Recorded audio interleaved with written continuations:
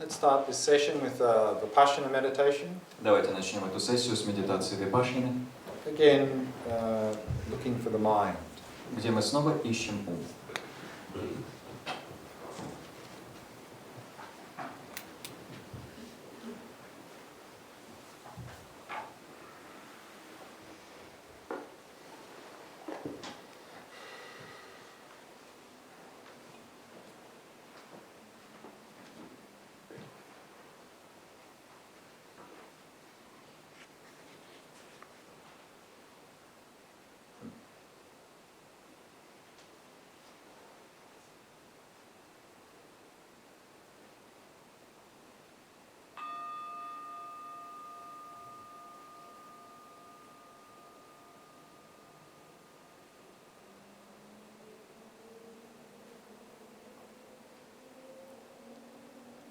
Setting the body into a state of relaxation, stillness and vigilance. Приведите тело к состоянию расслабления, неподвижности и бдительности.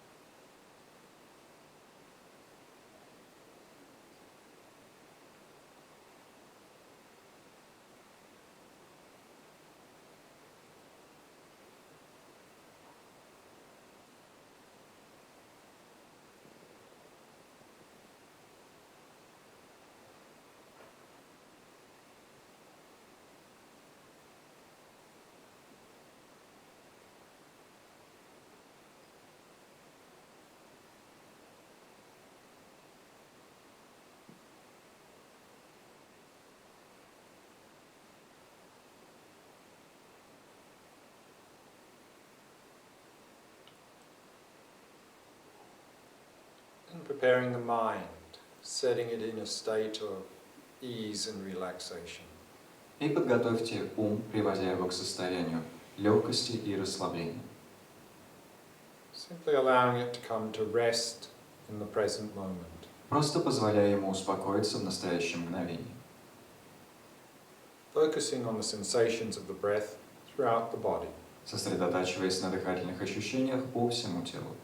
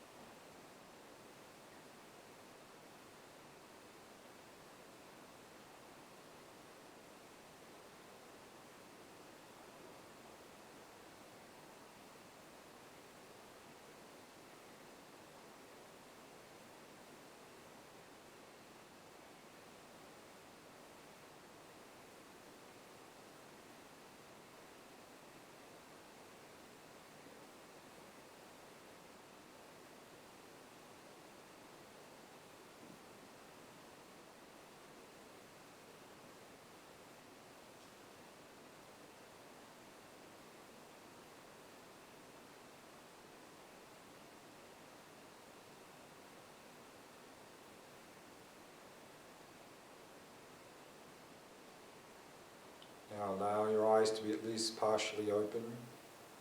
Теперь пусть глаза ваши хотя бы частично приоткроются. Resting your gaze in the space in front of you. Взгляд покоится в пространстве перед вами. And then releasing all appearances. Затем отпускайте все видимости. And resting in the experience of awareness itself. И покойтесь в переживании самого осознавания.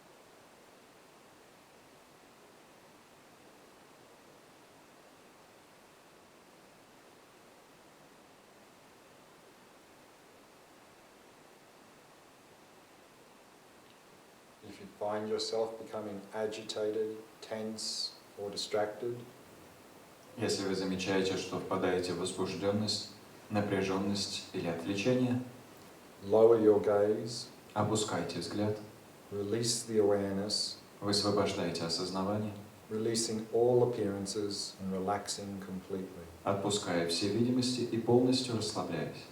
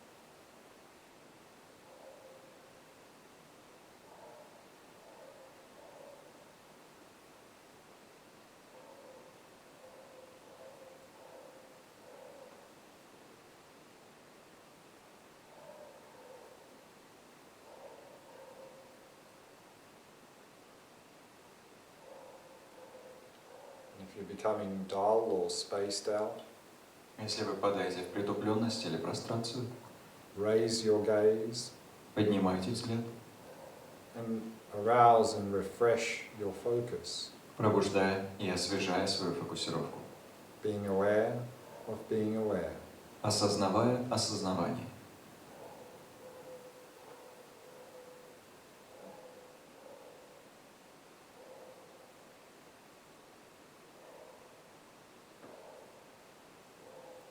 Resting in luminously clear awareness. Покоясь в светоносно ясном осознавании.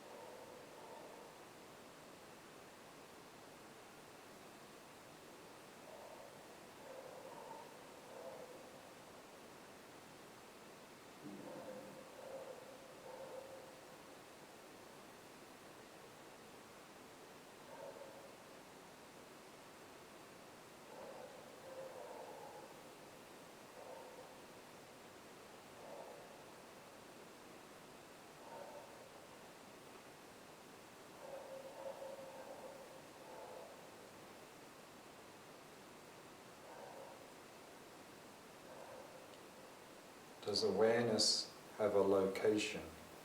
Есть ли у осознавания местоположения?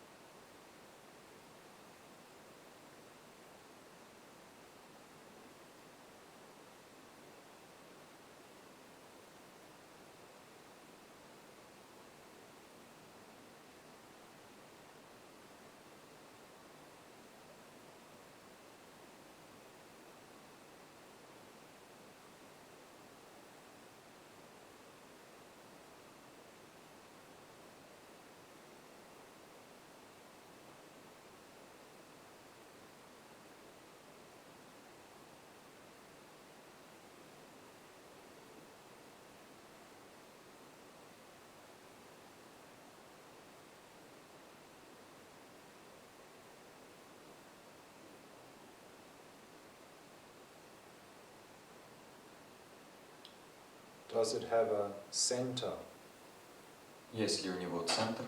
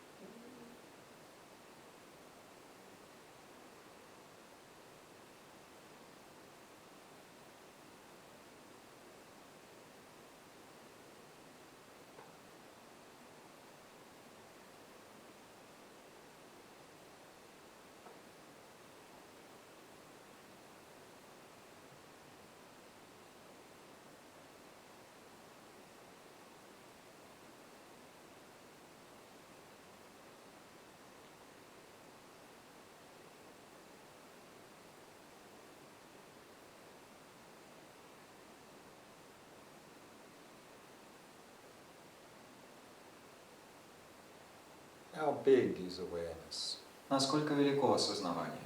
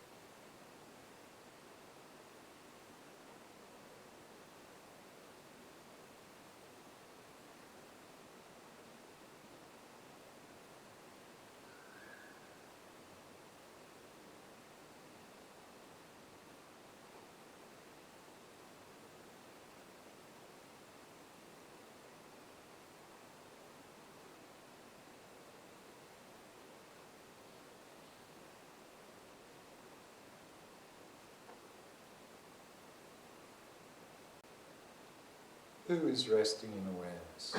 Кто покоится в осознавании?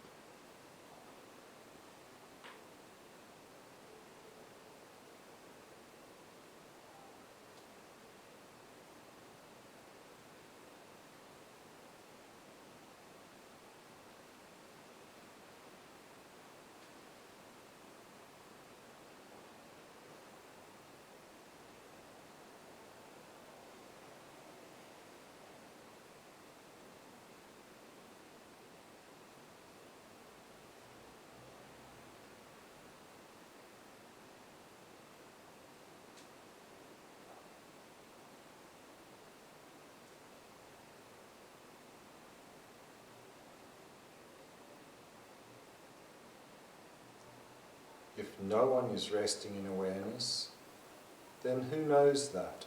Если никто не покоится в осознавании, кому это ведомо?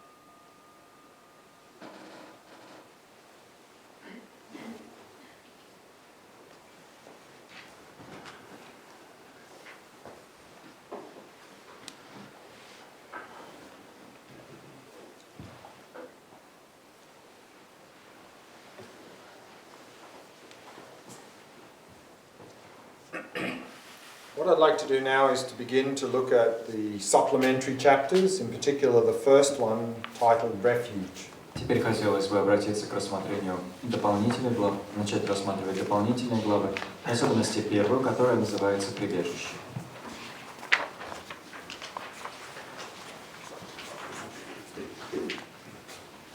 And refuge, of course, is the entry point into Buddhist spiritual path. Прибежище — это, разумеется, точка вступления на буддийский духовный путь. When we take refuge in Buddha, Dharma, Sangha. Где мы принимаем прибежище в Будде, Дхарме и Сангхе. The three jewels. Трех драгоценностях. The analogy here often given is like the analogy of if we have some physical illness. Часто приводится аналогия с наличием у нас некого физического заболевания. If we have some sort of physical illness, who or what do we turn to for refuge? Если у нас есть физическое заболевание, кому или чему мы обращаемся за прибежищем? Normally, of course, we turn to the doctor. Обычно мы, разумеется, обращаемся к врачу. We take refuge in the doctor. Мы принимаем прибежище в враче. Because we believe that the doctor is qualified to diagnose what our problem is. Потому что верим, что доктор квалифицирован в достаточной степени для того, чтобы диагностировать нашу болезнь. And hopefully the doctor has something, a cure for us. Можно надеяться также, что у врача есть для нас некий способ исцеления.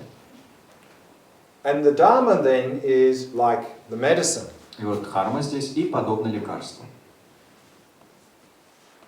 And then sometimes when we have an illness, we may need to recover for some time in a hospital. Иногда, когда у нас болезнь, нам на какое-то время для выздоровления приходится ложиться в больницу. And then who helps us to recover, of course, are the nurses. Кто нам там помогает выздороветь? Медсестры и медбратья, разумеется. So the Sangha, the spiritual community, is like the nurses. Так вот, санга, духовная община, подобна медбратьям, медсестрам. So the Sangha, of course, is a spiritual community that help us to implement the Dharma, that support us. Санга — это духовная община, которая помогает нам применять дхарму, поддерживает нас в этом. So that's usually the analogy that's given for the three jewels. Такая вот обычная аналогия приводится применительно к трем драгоценностям. So let's have a look at this chapter on refuge. Давайте посмотрим на эту главу, посвященную прибежищу. These are the profound practical instructions of Avalokitешвара. Это глубинные практические наставления Авалокитешвары. On your right side, arrange an image of the Buddha and Dharma volumes such as this text of instructions. Справа от себя разместите изображение Будды и тома дхармы, такие как этот текст с наставлениями. If you have a stupa, place it there as well. Если у вас есть ступа, также разместите ее там же. And in front of all these, lay out the 7 kinds of offerings, a mandala, and so on. А перед всем этим поместите 7 видов подношений, мандалу и так далее. I think someone had read this text and set up a display for us. Кто-то, наверное, прочел этот текст и обустроил для нас отображение. Because this is exactly what we have here in front of us. Потому что тут у нас, ну вот прям в точности, все как написано. So we have, instead of an image, we have a statue of Buddha in the middle. Вместо изображения Будды у нас статуя Будды в середине. And on the Buddha's right side, we have a text. In fact, exactly these instructions, the book about these instructions. Справа от Будды у нас лежат тексты, и на самом деле именно что эти наставления, книга с этими наставлениями. And on the left side, we have a stupa. Слева у нас ступа. And these three are representing the body, speech, mind. И эти три объекта представляют тело, речь и ум Of the enlightened being. просветленного существа. So, of course, the image or the statue is the body. Разумеется, изображение или статуя — это тело. And the text is representing the speech. Текст представляет речь. And the stupa is representing the mind. А ступа представляет ум. And then it says, in front of all these, lay out the 7 kinds of offerings. So we have the 7 water bowls here. Затем говорится, перед этим всем поместите 7 видов подношений, и у нас здесь 7 чашек с водой.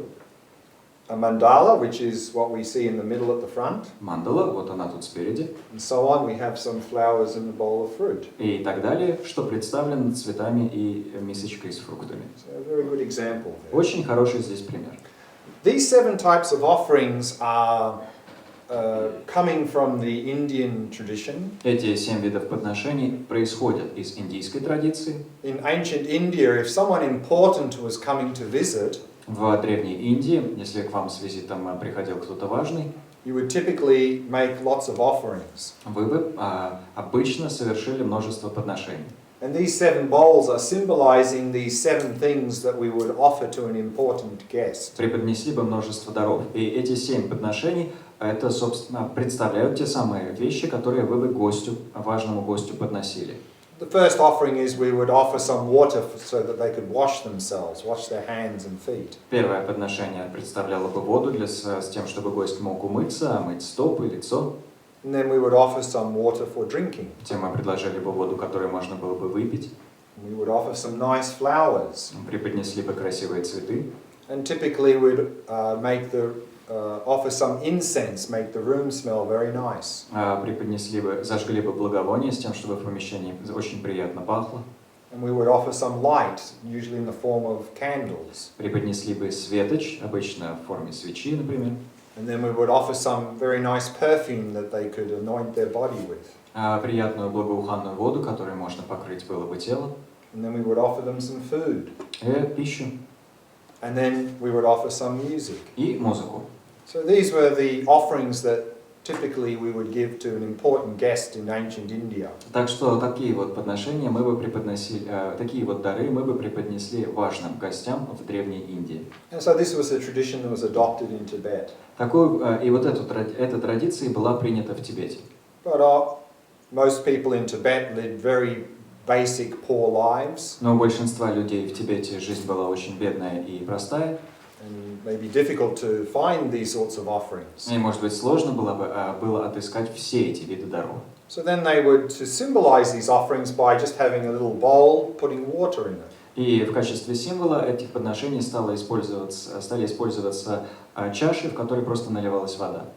But of course the idea is to offer the best that we can offer. Но, разумеется, смысл в том, чтобы преподнести наилучшее, на что мы способны. So typically then within Tibet, one thing that was very precious was saffron, very expensive. Одна вещь, которая в Тибете была очень драгоценной, одной из вещей, которые в Тибете были очень драгоценны, был шафран, очень дорого стоил. So they would add a little bit of saffron to the water. И потому в Тибете в воду добавлялось небольшое количество шафрана. To show that they weren't just miserly offering just ordinary water. Чтобы показать, что ты не жадничаешь и не подносишь простую воду. That's why often you find in Tibetan altars the water is yellow colored because it has saffron. Потому что именно поэтому на алтарях тибетцев можно часто увидеть чаши с желтой водой, в которой добавлен шафран. So we can place these offerings on the altar. Так что эти подношения мы можем размещать на алтаре. And then of course a mandala here Здесь мандала также. is a physical representation of the pure universe in the enlightened aspect. Это физическое отображение чистой Вселенной в просветленной форме. And so we can offer this as well. Ее также мы можем преподносить. And then it says here, I shall offer a more extensive explanation of the meaning of refuge and bodhicitta than was presented earlier in the instructions on the preliminaries. И дальше говорится: «Я дам по смыслу прибежища и бодхичитты объяснения более обширные, чем те, что были даны ранее в наставлениях по предварительным практикам». Once you have understood the meaning of this, if you again request these vows, they will truly arise in you. Когда вы поймете их смысл и снова просите об этих обетах, они подлинно в вас породятся. For it is difficult for them to arise simply by engaging in the recitations without understanding the meaning. Ведь им сложно возникнуть просто на основе чтения молитв без понимания смысла. In the supplementary dharma, the vows will be bestowed. В рамках этой дополнительной дхармы обеты будут дарованы. So here we can talk about going to do a refuge ceremony, and Здесь может идти речь о выполнении церемонии прибежища. the refuge ceremony is really making a formal commitment to Buddha Dharma Sangha. Церемония прибежища – это дарование нами формального обязательства Будде, Дхарме и Сангхе. So the refuge ceremony is really making a commitment that Buddha Dharma Sangha is what I am going to rely on in my life. В рамках церемонии прибежища мы формальным образом посвящаем себя тому, чтобы следовать Будде, Дхарме и Сангхе в рамках своей жизни. That the Dharma, the Buddha's teachings, is, I believe, to be something that's going to really help me to overcome suffering and find genuine happiness. Мы как бы говорим, я верю, что дхарма, учение Будды, станет тем, что позволит мне преодолеть страдания и отыскать подлинное счастье. And the spiritual community, Sangha, are those that can help me to achieve that goal. Духовное сообщество, сангха, духовная община, сангха — это те, кто помогут мне достичь этой цели. In terms of the vows of refuge, there are those common to the different yanas, and there are the Mahayana vows of refuge. And now we are concerned with the latter. Что до обетов прибежища, существуют те, что являются общими для различных ян, и те, что являются махаянскими обетами прибежища. И сейчас нас интересуют вторые. And so we're going to see in the next paragraph what is specific about Mahayana refuge versus refuge in general. И в следующем абзаце мы видим, что конкретного, в чем отличительные черты махаянского прибежища, противоположность прибежищу в целом. With the representations of the enlightened body, speech and mind that you have set out in front of you as the basis of your visualization, imagine requesting the vows of Mahayana refuge. В присутствии отображений просветленных тела, речи и ума, которые вы разместили прямо перед собой в качестве основы для своей визуализации, представьте, что просите о победах махаянского прибежища. The objects of refuge are of the nature of the three embodiments, and the blessed Buddhas are the jewel of the Buddha. Объекты прибежища по природе являются тремя воплощениями, а благословенный Будды — это драгоценность Будды. So the Buddha jewel, of course, is the enlightened beings. То есть драгоценность Будды — это, разумеется, просветленные существа. Request them to be your fundamental refuge. Попросите их быть вашим основополагающим прибежищем. The holy jewel of the Dharma is of the nature of the Mahayana scriptures and insights. Святая драгоценность Дхармы по природе является писаниями и прозрениями Махаяны. Request this as your refuge in terms of the path. Просите об этом как своем прибежище с точки зрения пути. So here with the Dharma, we can talk about the two types of Dharma jewel, the Dharma of scripture and the Dharma of realization. Здесь, говоря о Дхарме, мы можем говорить о двух видах драгоценности Дхармы: о Дхарме писаний и Дхарме реализации.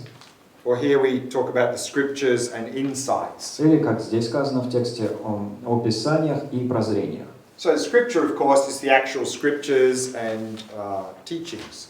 Писание — это, разумеется, собственно, писание и учение. The Dharma of realization, of course, is how much we have internalized that and come to realize these teachings. Дхарма реализации — это то, в какой степени мы впитали, воплотили, реализовали эти учения. So the actual refuge, of course, is the Dharma of realization. И подлинным прибежищем, разумеется, является Дхарма реализации. Because that's what's going to protect us from suffering, how much we have internalized these teachings. Потому что именно это и защитит нас от страданий. То, в какой степени мы воплотили эти учения. And then it says the bodhisattvas abiding on the first ground and beyond are the Mahayana jewel of the Sangha. И дальше говорится: бодхисаттвы, пребывающие на первой земле и далее, это махаянская драгоценность сангхи. Imagine requesting them to be your refuge by being your companions. Представляйте, что просите их быть вашим прибежищем, будучи вашими спутниками. So here, of course, we're talking Sangha, spiritual community. Говоря о сангхе, мы здесь, разумеется, говорим о духовной общине. So the spiritual community that can really help us in the Mahayana path are those who are following the Mahayana path. И те, кто, та духовная община, которая может нам помочь на пути Махаяны, это те, кто следует пути Махаяны. And of course, those who can help us most are the ones who've already had a direct realization of emptiness. А те, кто больше всего могут нам помочь, это те, кто уже пережил прямое постижение пустотности. So then, someone who's had a direct realization of emptiness on the Mahayana path is an Arya Bodhisattva. А тот, кто пережил прямое постижение пустотности на пути Махаяны, это Ария Бодхисаттва. Which is a Bodhisattva who's abiding on the first ground and above. То есть Бодхисаттва, пребывающий на первой земле или выше. So they are the actual Sangha jewel here we can go for refuge to. Они являются здесь той подлинной драгоценностью сангхи, к которой мы можем обращаться за прибежищем.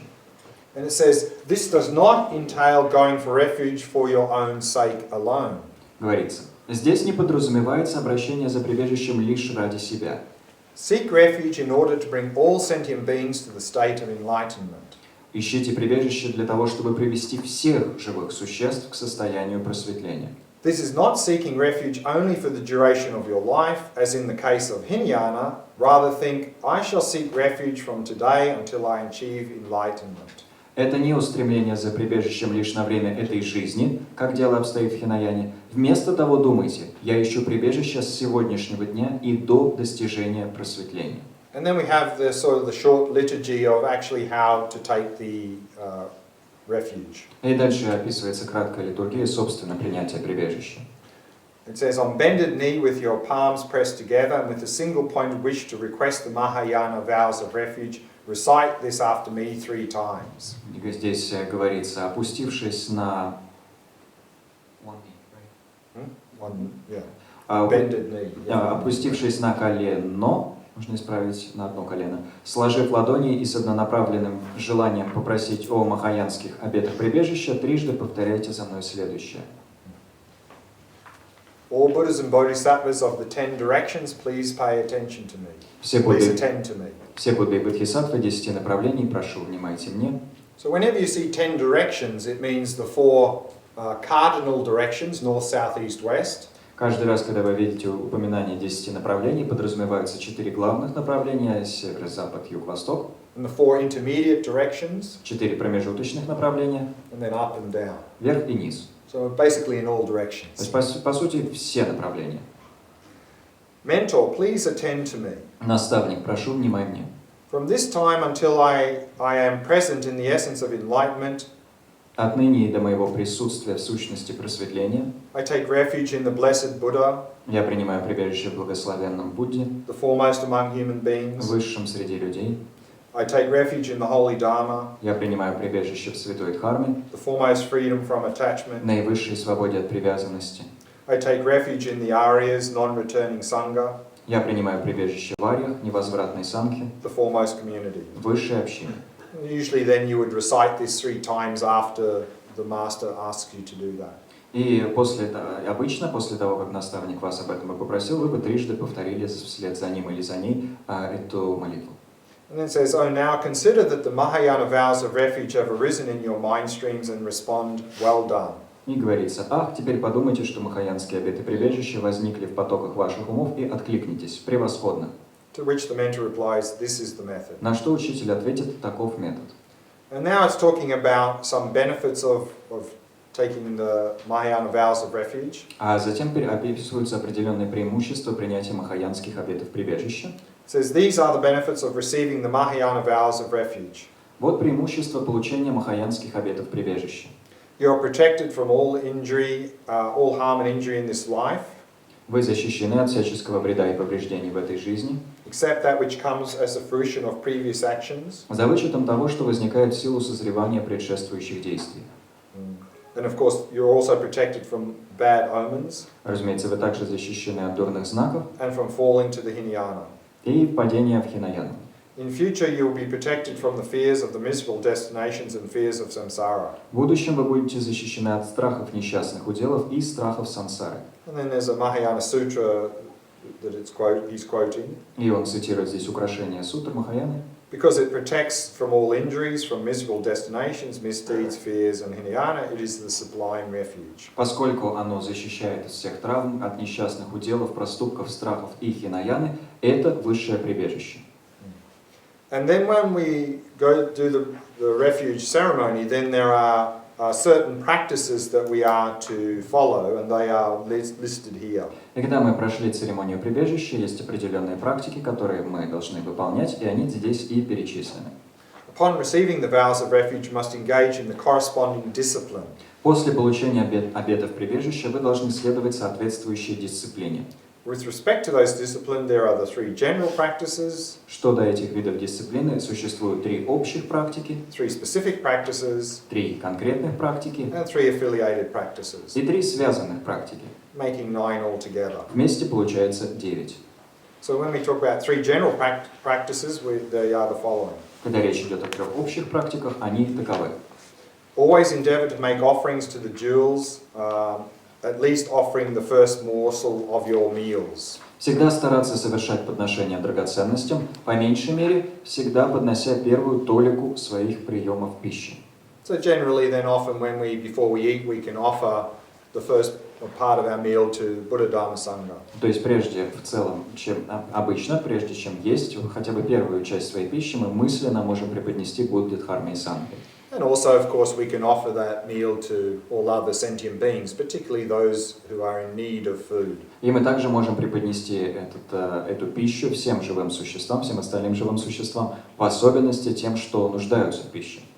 And the second general practice is do not abandon the jewels at the cost of your life or for any reward. Вторая общая практика. Не оставлять драгоценности даже ценой своей жизни или за какое-либо вознаграждение. And third general practice is frequently practice going for refuge by way of recollecting the excellent qualities of the jewels. И третья практика. Часто практиковать обращение за прибежищем, вспоминая превосходные качества драгоценностей. And then we have three specific practices, one for each of the three jewels. После чего идут три конкретные практики, по одной для каждой из трех драгоценностей. It says here, once you have gone for refuge in the Buddha, do not go for refuge in any other gods. Говорится, обратившись за прибежищем к Будде, не обращайтесь за прибежищем к каким-либо иным богам. And there's a quote from a sutra here that says, one who has gone for refuge in the Buddhas is a genuine upasaka, and never does one seek refuge in other gods. И приводится цитата из сутры, которая утверждает, тот, кто обратился за прибежищем к Буддам, является подлинным упасакой и никогда не ищет прибежища в других богах. The Buddha is someone who has gone beyond samsara. Будда — это тот, кто вышел за пределы сансары. So of course we want to rely on someone who has gone beyond samsara, gone beyond suffering, because they know how to achieve that goal. И мы, разумеется, хотим полагаться на того, кто вышел за пределы сансары, кто вышел за пределы страданий, потому что такое существо знает, как достичь этой цели. And here the word gods is referring to certain class of beings who are still stuck in samsara. Здесь под словом «боги» подразумевается конкретный класс существ, которые все еще находятся в ловушке сансары. So if we then rely on these beings, Если мы полагаемся на таких существ, they're probably not going to be able to help us to get out of samsara because they don't know how to do it themselves and they're still stuck themselves. они, вероятнее всего, не помогут нам выбраться из сансары, потому что они сами в ней все еще находятся и не представляют, как из нее выбираться.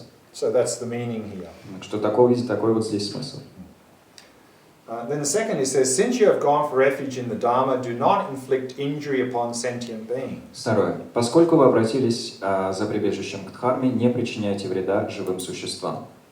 And it's quoting a sutra. Once you have gone for refuge in the holy Dharma, be free of thoughts to inflict harm and injury. И цитируется сутра. Когда вы обратились за прибежищем к святой Дхарме, будьте свободны от мыслей о причинении вреда и увечий.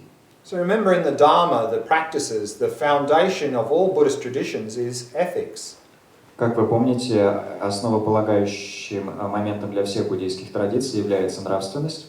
So the foundation of Dharma is to avoid non-virtuous, harmful behavior. Фундамент Дхармы в избежании недобродетельного вредоносного поведения. So if we've gone for refuge in Dharma, that's the fundamental essence of it. Если мы обратились за прибежищем к Дхарме, вот в чем основополагающая сущность. Therefore, we should not inflict any harm or injury upon others, because if we do, we're going opposite to the Dharma. И потому нам не следует причинять вреда, наносить увечья другим живым существам, ведь если мы это делаем, то мы противоречим напрямую Дхарме.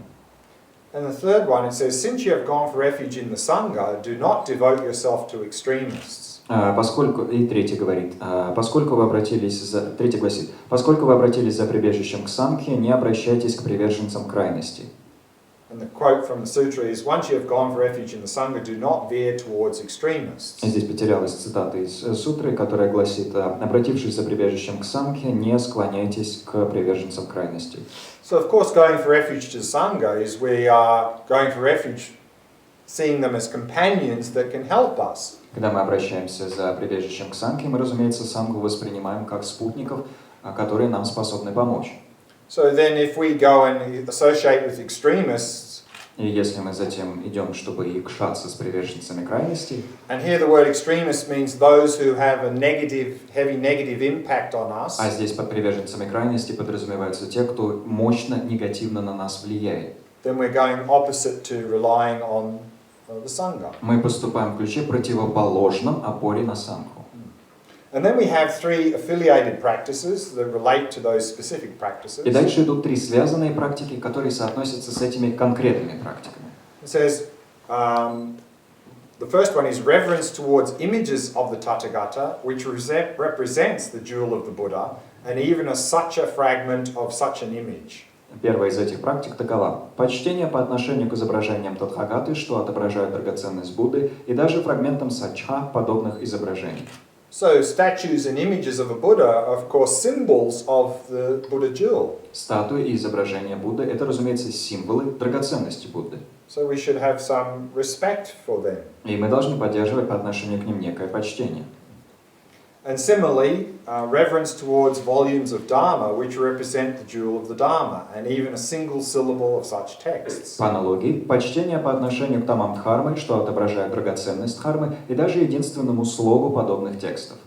So these texts, of course, are the very instructions that are going to help us to overcome suffering. Эти тексты — это, разумеется, те самые наставления, что позволят нам преодолеть страдания. So to have some respect for those texts. И необходимо поддерживать некое уважение к этим текстам. And for example, in the Tibetan community, they really apply this in a very fine way. И, к примеру, в тибетском сообществе эти принципы применяются очень-очень тщательно.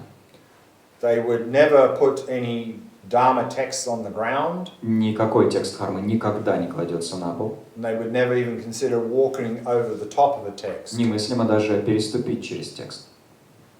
And then the third affiliated practice, it says, with reverence to the garments of the revealer, which represent the jewel of the Sangha, and even a yellow patch of such cloth. И третья связанная практика — почтение к одеяниям открывателя, что представляет драгоценность санхи, и даже к желтому клочку такого одеяния.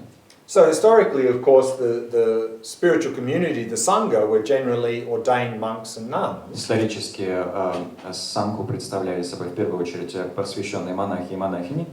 And so as a symbol of that, we can talk about the robes of a monk or a nun. А в качестве их символа речь может идти о одеяниях монаха или монахини. And to have respect to that, because this is symbolizing the Sangha. И мы должны поддерживать к ним уважение, потому что это символы сангхи. And then to finish this chapter, we can talk about 8 benefits of having gone for refuge. А чтобы завершить эту главу, мы можем оговорить 8 преимуществ обращения за прибежищем. First is you enter into the community of Buddhists. Первое. Вы вступаете в общину буддистов. So it's often said that this is the mark of becoming a Buddhist. Часто говорится, что принятие прибежища и есть признак того, что вы буддист. That if we take the refuge ceremony, we can consider ourselves to be Buddhist. Приняв участие в церемонии прибежища, мы можем считать себя буддистом. Because that refuge ceremony is basically we've made a formal commitment. Потому что в рамках церемонии прибежища мы дали формальные обязательства, формально себя чему-то посвятили. That I believe, or I'm going to rely on Buddha Dharma Sangha as my path in my life. Сказав, я буду опираться на Будду, Дхарму и Сангху в качестве своего жизненного пути. But of course, if we take the refuge ceremony and just call ourselves a Buddhist, Но, разумеется, если мы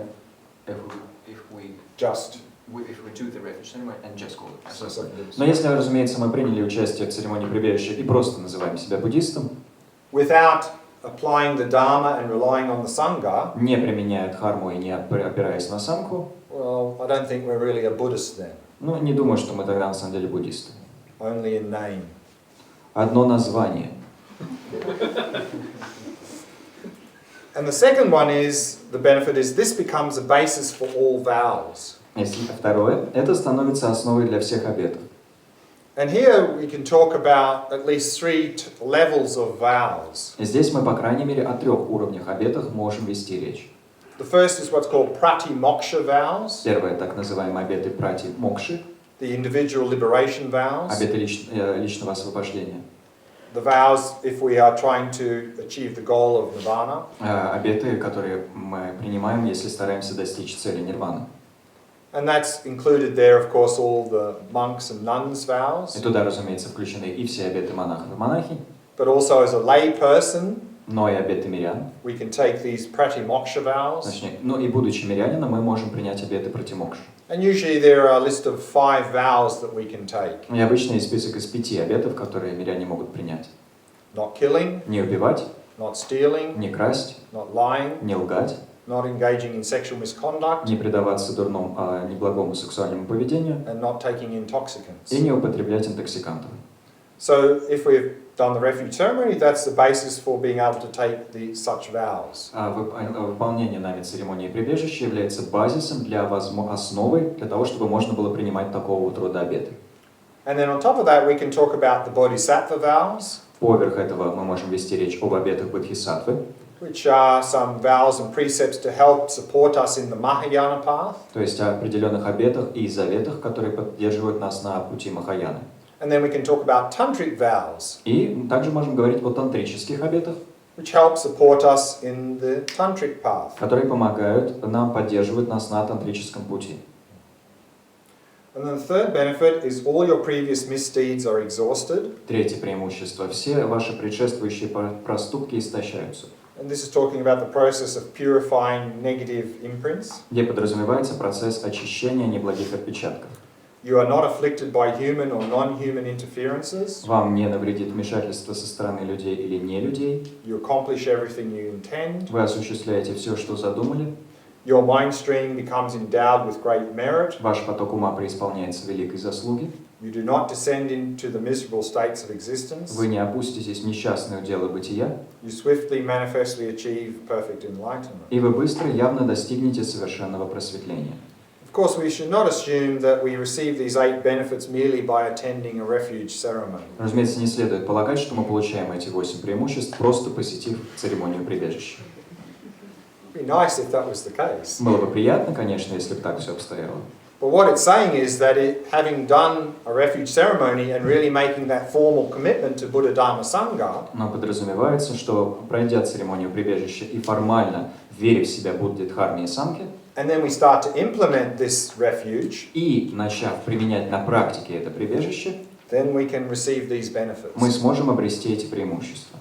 So then it says that is receiving the Mahayana vows of refuge. И дальше сказано, таково получение махаянских обетов прибежища. Any questions about refuge or anything from earlier today? Какие-либо вопросы относительно прибежища или чего-либо из сегодняшнего дня ранее?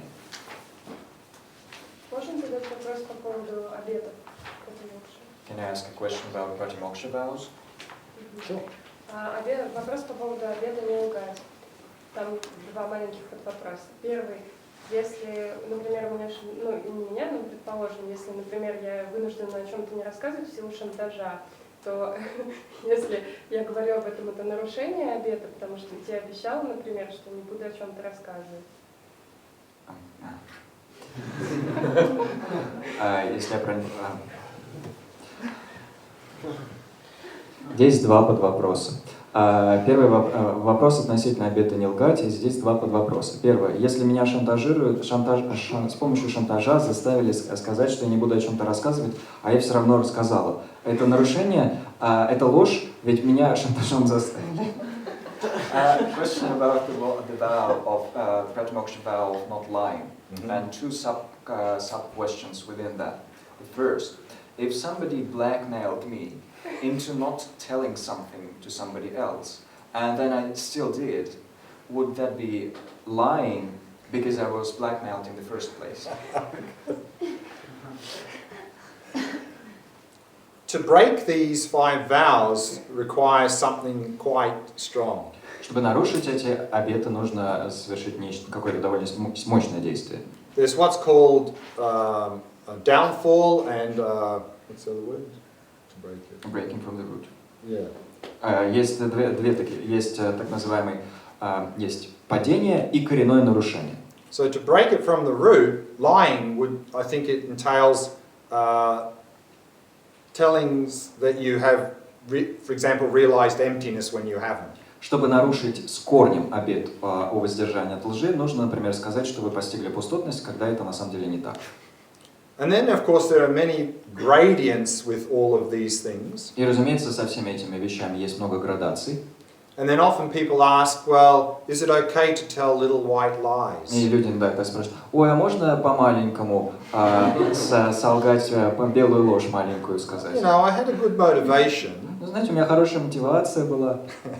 So generally, of course, the answer is it's best not to even tell little white lies with a good motivation. Обобщенный ответ состоит в том, что, разумеется, лучше даже к маленькой белой лжи не прибегать, даже с хорошей мотивацией.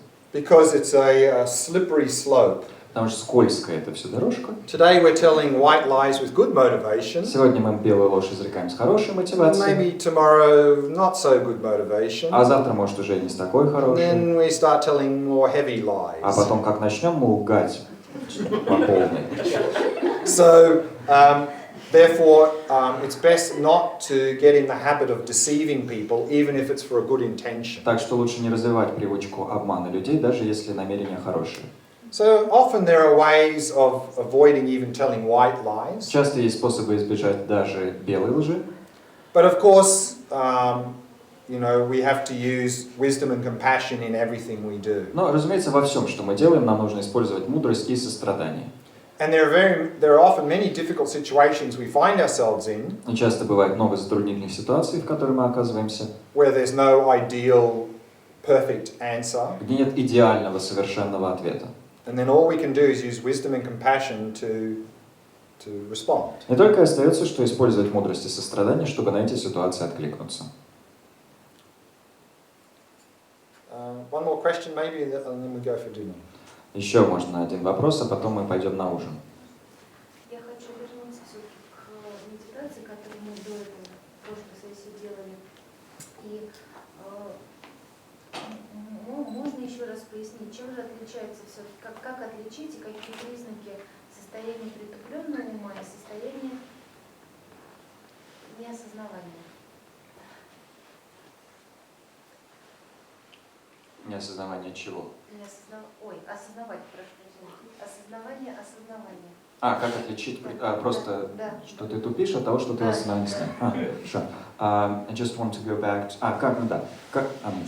I just want to go back to the meditations that we did in the preceding sessions. So how do we see the difference between just being dull and abiding in awareness of awareness? Being dull, of course, there are many gradients. У притупленности много градаций. And, of course, when we're very dull, И, разумеется, когда мы очень притупленные, then we lose awareness altogether. мы полностью теряем осознавание. So then we're completely lost. Тогда мы все потеряли, совсем потерялись мы. So then there's no awareness of awareness. И тогда уже никакого осознавания нет. But of course we can be resting in awareness Но, разумеется, мы можем покоиться в осознавании and be dull. и быть притупленными. And so therefore we need introspection И потому нам нужно самонаблюдение, to notice that we're dull. которое отмечало бы, что мы в притупленности. And then to sharpen our focus. И тогда обостряло бы нашу фокусировку. And there are many levels of dullness. Есть много уровней притупленности. And the more subtle levels of dullness we're not even aware of now. И более тонкие уровни притупленности мы сейчас даже не осознаем. So therefore, as we progress in the shamatha path, И посему, по мере того, как мы продвигаемся по пути шаматхи, we'll find that we're overcoming more and more subtle levels of dullness and more subtle levels of agitation. мы будем замечать, что преодолеваем все более и более тонкие уровни притупленности и все более тонкие уровни возбужденности. And if we don't pick up this subtle dullness, А если мы не считываем эту тонкую притупленность, then we can quite happily be resting in awareness то довольно радостно так можем покоиться в осознавании, and not really making much progress. но не добиваться при этом особого продвижения. It's a nice state, nice and calm and peaceful and not much going on. Приятное такое состояние, спокойное, безмятежное, умиротворенное, ничего особенного не происходит. But we're not really making any progress towards shamatha. Но мы не достигаем подлинно реального продвижения в сторону шаматхи. That's why it's important introspection to really monitor. Именно поэтому самонаблюдение важно, которое бы отслеживало. To monitor not only if our mind is a little bit dull, but a little bit agitated. Оно отслеживает не только то, не впал ли наш ум в некую маленькую притупленность, но и то, не впал ли он в малость возбужденности. And keep adjusting till we find that middle И мы продолжаем корректировать свое состояние, пока не найдем середину. And so, of course, this is going to be a process that we'll engage in for a long time. И это, разумеется, будет процессом, которым мы долго будем заниматься. Okay, let's leave it there and go for dinner, and then come back at 7:30. На этом остановимся, разойдемся на ужин и снова встретимся в 7:30.